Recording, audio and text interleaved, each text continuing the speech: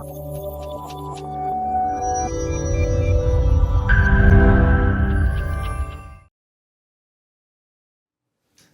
eu sou a Graziela Andrade e no Spiral Talks de hoje a gente vai conversar com a professora Sônia Caldas Pessoa. Ela é docente lá na graduação de comunicação da UFMG, na pós-graduação também, onde também coordena o grupo Afetos e também é autora desse livro, Imaginário Sociodiscursivo sobre a Deficiência, Experiências e Partilhas.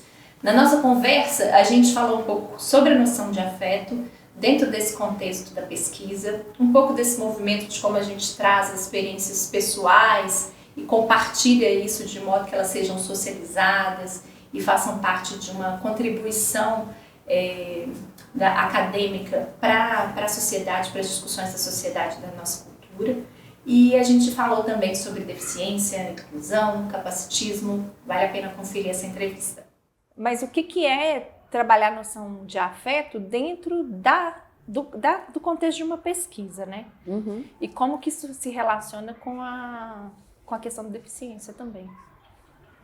Quando a gente fala sobre afetos, a primeira ideia que vem à cabeça de qualquer pessoa é de um sentimento bom, é de uma emoção, é de algo que geralmente é associado ao carinho, que diz de algo que seja afetivo no campo do amor, no campo do cuidado. Mas na perspectiva da pesquisa, nós trabalhamos com a ideia da filosofia dos afetos. E para isso a gente faz um recuo no tempo. Nós vamos lá no filósofo Spinoza, que viveu no século XVII e que trouxe para a gente uma perspectiva de pensar afetos como processos de afetação. O que isso significa? Como é que o nosso corpo está no mundo? O que nos move? O que nos paralisa? Como é que essas sensações que nós temos diante das coisas, das pessoas, das situações, dos problemas sociais, tudo isso compõe um universo que literalmente afeta o nosso corpo, o nosso modo de pensar, o nosso modo de agir.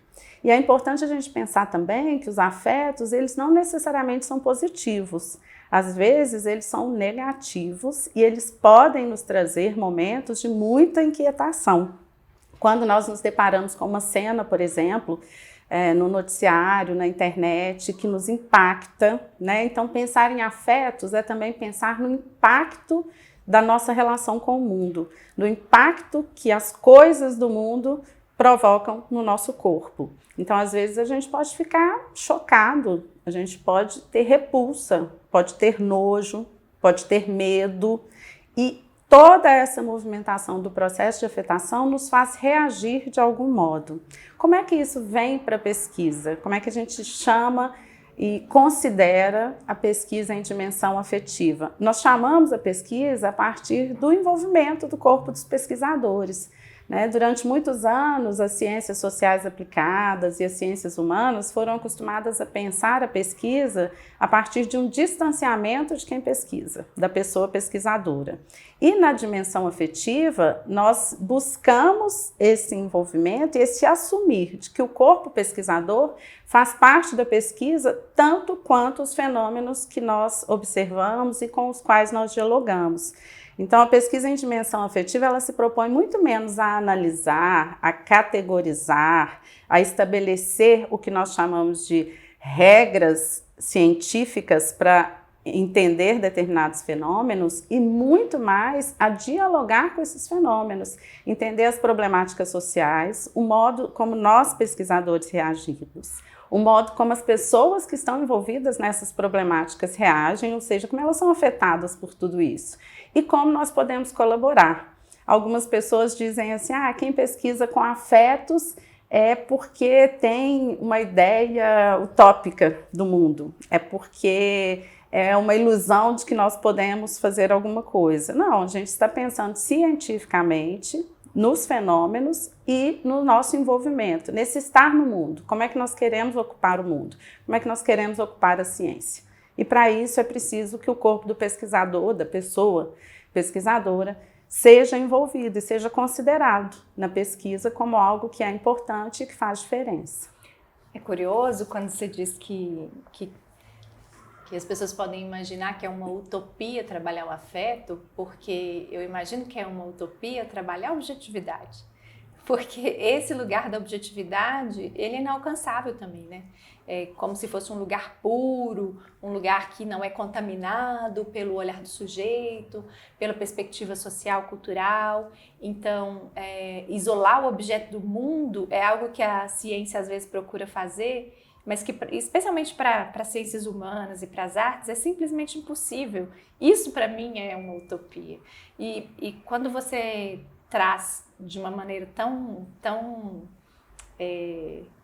clara, objetiva não, mas tão precisa essa noção de afeto, eu fiquei pensando muito na ideia do atravessamento. Então, o afeto enquanto um atravessamento dos fenômenos pelos quais que a gente constrói, pelos quais a gente passa, e também da noção de experiência, que é uma noção que está sendo muito discutida também na nossa área, né? Tanto nas áreas das artes quanto nas humanas, e que a ciência tem voltado os olhos um pouco para pensar nisso, né? Que é uma experiência e o que é uma experiência, e a experiência ela é sempre de um ponto de vista subjetivo, né? No sentido de que a experiência que eu tenho é uma experiência diferente da sua e de qualquer outra pessoa, né? Tem uma questão que eu gosto muito de pensar, que é o seguinte, tem uma noção de experiência que vem do filósofo francês David Lapouade, e ele pensa a experiência a partir da ideia de onde o corpo está. Ele diz assim, a experiência é onde o corpo está, aqui, agora, ou onde o corpo esteve, né? Que são aquelas marcas, a gente pode chamar assim, que a vida vai nos deixando e o modo como nós vamos sendo afetados por todas essas marcas. E a subjetividade na pesquisa em dimensão afetiva ela é fundamental, porque nós não estamos interessados em histórias pessoais, mas as vivências pessoais e as singularidades dessas histórias fazem toda a diferença para o que epistemologicamente a gente considera fundamental na pesquisa em dimensão afetiva, que é o mergulho nos fenômenos, nas situações, para, a partir de uma experiência singular, nós pensarmos a problemática coletiva, social. Então, a partir dessa vivência, das histórias de vida, das narrativas que nós conseguimos aprender, de pessoas que estão pesquisando, de seus familiares, do modo como essas pessoas se localizam diante desses problemas sociais, a partir dessa vivência nós vamos fazer reflexões, discussões com toda a sistematização necessária do ponto de vista científico, mas nós vamos ter um corpo que se moveu e se move, né, com muita singularidade, vivenciando cotidianamente questões que muitas vezes dizem da sua própria existência e da existência de muitas outras pessoas. Quando eu digo isso é porque existem pessoas, existem sujeitos, grupos sociais que literalmente precisam todos os dias, cotidianamente, lutar pela própria existência, né? Lutar pela própria existência significa uma série de questões que dizem dos problemas sociais, da problemática social. Então, estão envolvidos aí questões com educação, saúde, mobilidade, o direito ao corpo do ponto de vista não só do uso funcional.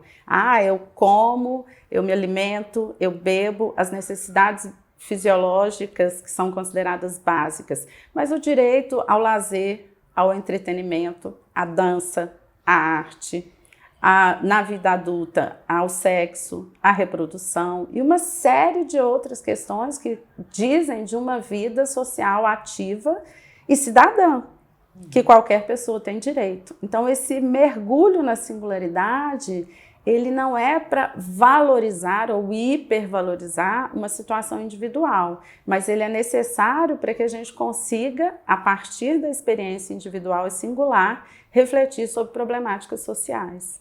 Inclusive as questões de inclusão e da deficiência, né? Porque quando você fala da ideia de singularidade e do respeito à singularidade do outro, né? Me vem muito à cabeça essa questão de de como que eu olho para o outro e como que eu olho para o outro a partir das suas possibilidades, das suas experiências, dos seus afetos e do seu modo de estar no mundo. E que esse modo de agir cientificamente talvez seja uma maneira de contribuir, de sensibilizar e de valorizar essas singularidades dentro de uma ideia de coletivo. Me veio muito a questão da inclusão na educação, por exemplo, a partir da sua fala. Eu sempre penso no tripé que a universidade pública nos apresenta, né, como grande desafio assim, do nosso trabalho, como professoras, pesquisadoras, e eu não consigo dissociar ensino, pesquisa e extensão. E eu chamo esse tripé aqui para a nossa discussão porque a pesquisa, o ensino e a extensão, ou seja, o modo como nós atuamos em sala de aula, o modo como nós pesquisamos e o modo como nós devolvemos isso para a sociedade por meio dos projetos de extensão, é o modo que a gente percebe a vida. Não há como dissociar a vida. Então, não há como pensar em educação inclusiva dissociando um indivíduo ou alguns indivíduos que tenham deficiência do todo. E dissociando os que não têm deficiência daqueles que têm. A gente só consegue pensar a educação inclusiva, né? E toda educação deveria ser inclusiva, né? Eu sonho com um mundo em que um dia a gente não vai precisar dizer educação inclusiva, que a gente vai simplesmente dizer educação, né? Em que essas singularidades, ao serem respeitadas, elas promovem essa articulação, essa indissociação entre os indivíduos. Mas isso é um sonho que não é para ser só sonhado, né? Não é na perspectiva onírica, pensando aí no Ailton Krenak, é na perspectiva da realização, né? Do respeito aos problemas do mundo e no nosso modo de agir. E o modo de agir para a educação inclusiva precisa considerar cotidianamente, né? Sem nenhum tipo de separação, nenhum tipo de marginalização ou de exclusão, qualquer criança, qualquer adulto que esteja na universidade e que precise de algum tipo de atenção para atendimento de suas necessidades específicas, sejam elas quais forem, sensoriais, de cognição, de locomoção, de mobilidade, e só percebendo e admitindo que a singularidade é importante e deve ser considerada, é que a gente dá o próximo passo.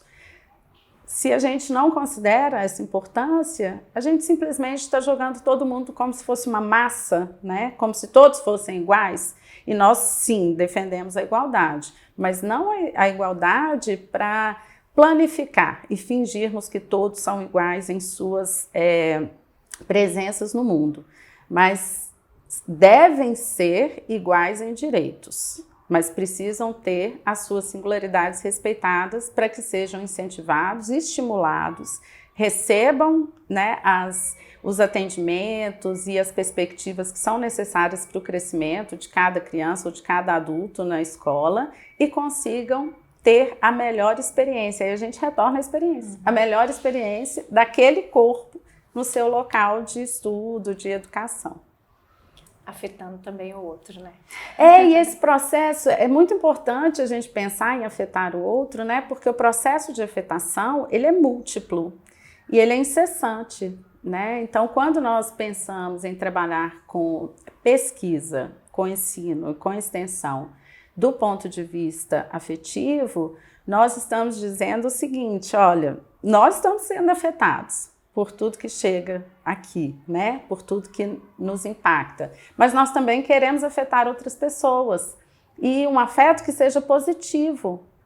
Não necessariamente fácil, né? Nunca é difícil, é desafiador. Muitas vezes é inovador, muitas pessoas desconhecem, mas é necessário que a gente se mova. O Spinoza diz que o medo nos paralisa.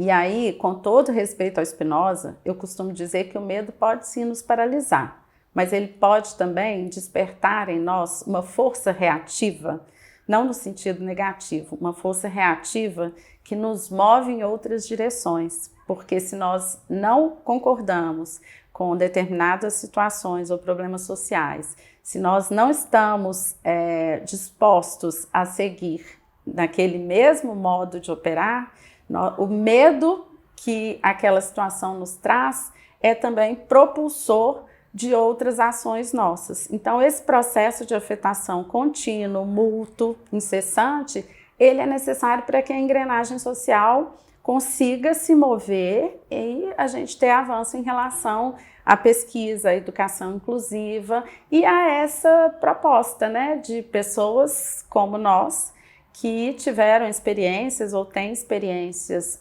pessoais e nem por isso os temas e as reflexões não são importantes ou não têm credibilidade, pelo contrário, né? A experiência é como se ela sedimentasse ali parte de um caminho que é necessário desbravar, né? Ela nos dá muitos insights, ela nos traz muitas inquietações, ela nos traz um vivido que nenhuma outra pessoa pode alcançar, né? Cada um de nós, cada uma de nós, nas suas áreas, com o seu corpo, com o que viveu, pode fomentar isso por meio da ciência. Uhum. E eu acho que também tem uma ampliação da discussão e da reflexão, né, a respeito desse saber, quando a gente se propõe a trazer a experiência para a discussão, mostrando que a questão, muitas vezes, pelo menos dentro da nossa cultura, né, a questão da deficiência, por exemplo, que é uma questão que nos toca, ela parece dizer respeito à família, né? Quando tem um acontecimento, né? Quando uma pessoa deficiente faz parte de uma família, é como se a família precisasse se mobilizar e resolver as questões que muitas vezes são resolver os problemas, né, da pessoa com deficiência. E essa não é uma questão da família.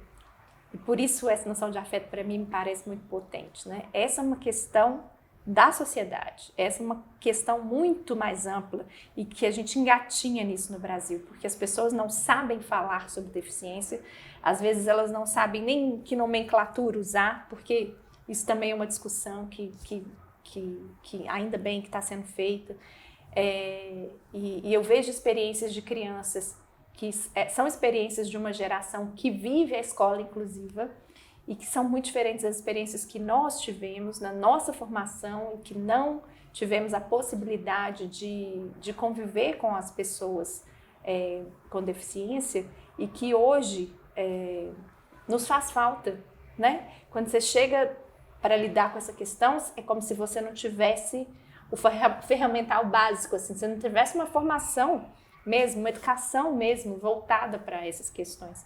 E que a educação inclusiva com esses afetos e experiências ela traz, né, assim,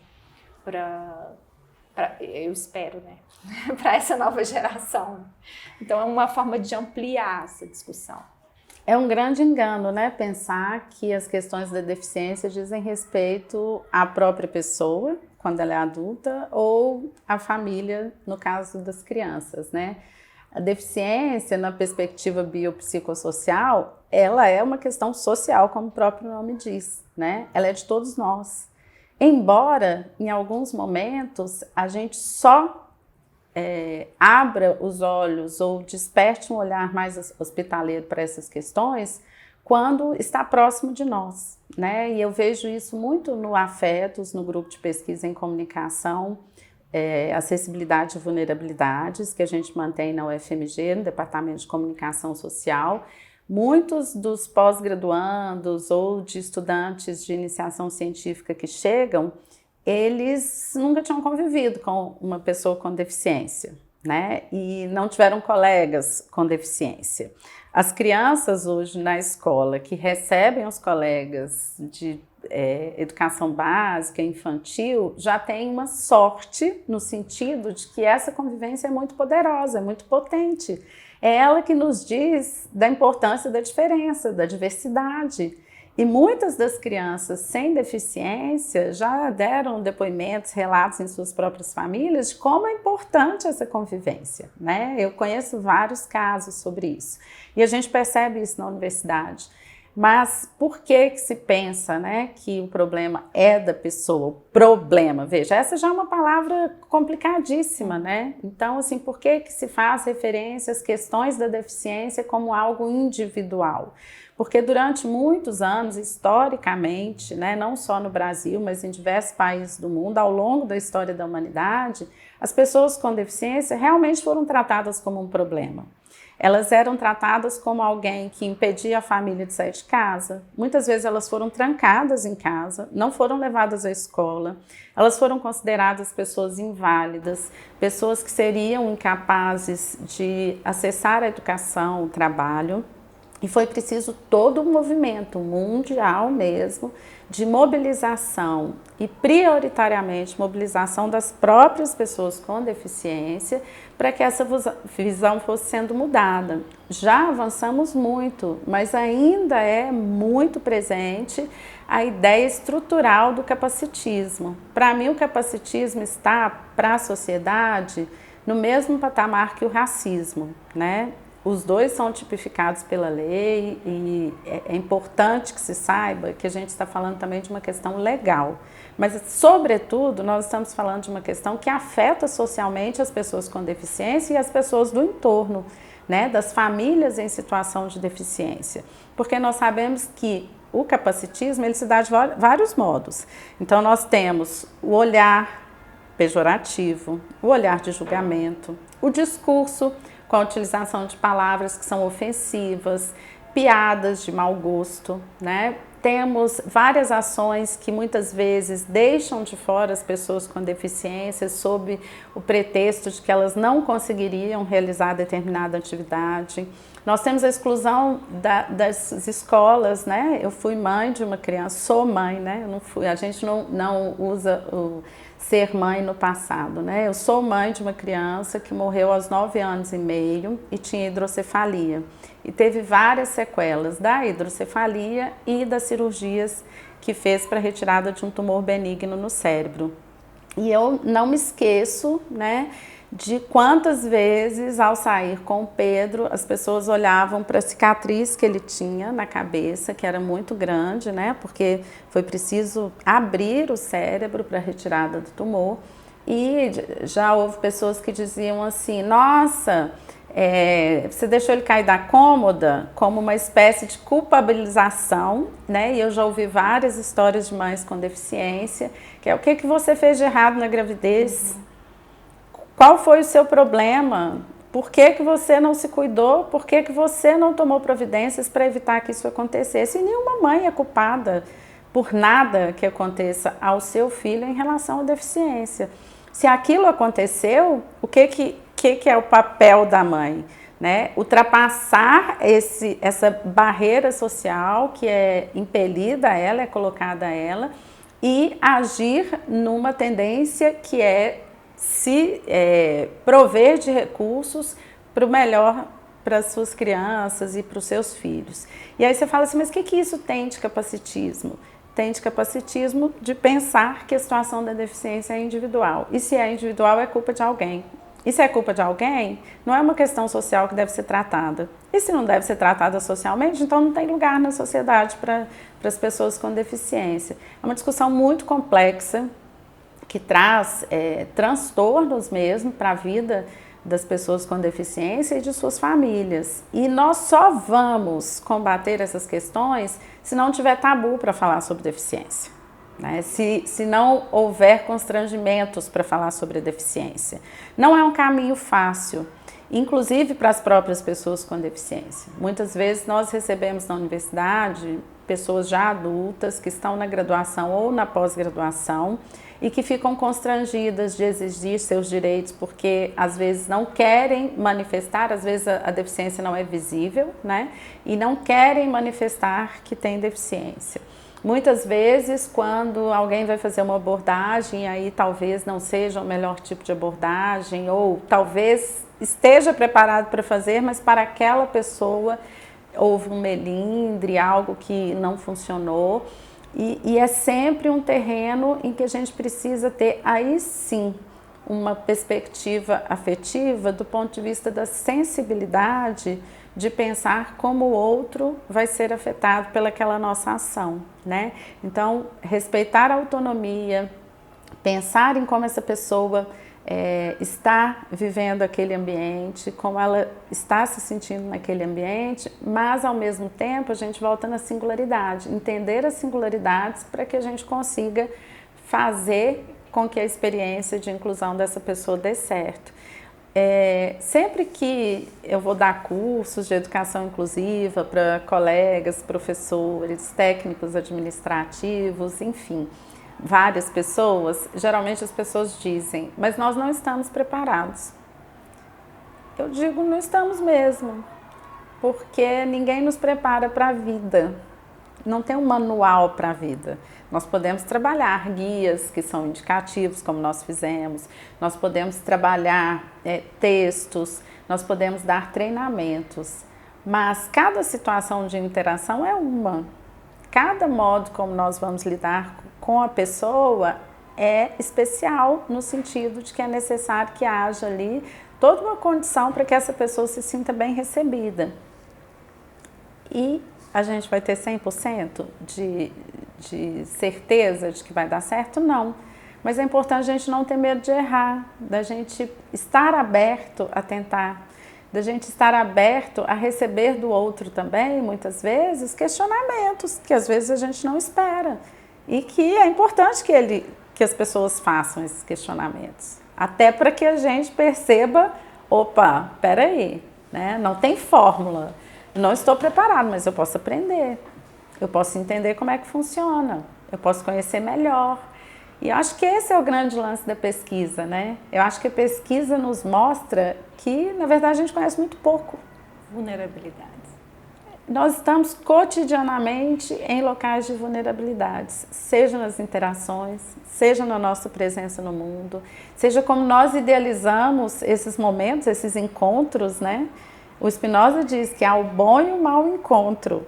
E se a gente fizer um balanço da vida, quanto será que tem de cada lado aí dessa balança, né? Quanto será que foi de bom encontro e quanto foi de mau encontro?